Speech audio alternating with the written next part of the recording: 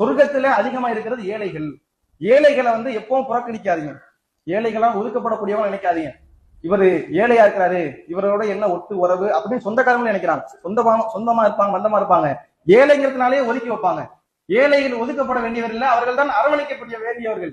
ஒரு முறை அல்லாஹ்வுடைய தூதர் ஸல்லல்லாஹு அலைஹி வஸல்லம் அவர்கள் தொழக்கூடிய நேரத்தில் சில ஏழை சஹாபாக்கள், அவங்க மக்காவில இருந்து ஹிஜ்ரத் பண்ணி வந்தவங்க, திண்ணை வாசிகளா இருக்காங்க, மயக்கப்பட்டு தொழுகையிலே விடுறாங்க. அதை பார்த்த இன்னும் சில நபி தோழர்கள் சொல்றாங்க, பைத்தியக்காரங்க தொழுகையில இப்படி விழுந்துகிட்டு இருக்காங்களே, ஏன்னா டிஸ்டர்பன்ஸா இருக்கும்ல, நம்ம ஆளுக்கு தொழுகையில ஏதாவது ஒரு சத்தம் வந்துட்டா போதும் அப்படியே ஆகும் கத்த ஆரம்பிச்சிருவாங்க. அந்த மாதிரி அன்னைக்கும் தொழுகையில இப்படி முடியல ஏன் தொழுகணும் அப்படி இப்படின்னு சொல்லுவோமா இல்லையா? அந்த மாதிரி அன்னைக்கு சொல்லும்போது ரசூலுல்லாஹ் கண்டிக்கிறாங்க.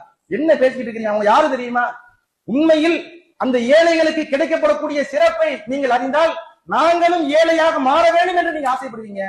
அப்படிப்பட்ட ஆட்களை நீங்க திட்டீங்க ரசூலுல்லாஹ் சொல்றாங்க. அப்ப ஏழைகளுக்குன்னு இஸ்லாத்துல கண்ணியம் இருக்கு, கௌரவம் இருக்கு.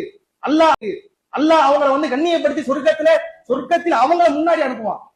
பணக்காரவங்களை விட அவங்க 500 வருடங்களுக்கு முன்பாவே சொர்க்கத்துக்கு போயிடுவாங்க. அப்ப அப்படிப்பட்ட ஏழைகள் தான் சொர்க்கத்தில் நிறையவும் இருப்பாங்க. அப்ப நாம ஏழைகளா இருக்க காரணத்தினால அதை நினைச்சு என்ன செய்யக்கூடாது, கவலைப்படக்கூடாது, துக்கப்படக்கூடாது. இந்த உலகத்துல ஒண்ணுமே இல்லையே, என்ன செய்ய போறோம் நினைக்க வேண்டியதில்லை. இது சிறப்பு என்று நாம் நினைக்கணும். அதுக்காண்டி நாம வாழ்க்கை தேவைக்கு ஏற்படுத்திக் கொள்ளக்கூடாதுன்னு ஏற்படுத்தணும். இருந்த போதிலும் இந்த நிலை ஏற்படும் போது அதை நினைத்து கவலைப்பட வேண்டியதில்லை. அதே போல செல்வந்தர்களும் அவங்களை ஒதுக்கவே கூடாது. அது உறவாக இருந்தாலும் சரி, யாராக இருந்தாலும் சரி, இவன்ட்டெல்லாம் போய் என்ன பேச்சு, இவனா ஒரு ஆளா அப்படி நினைக்க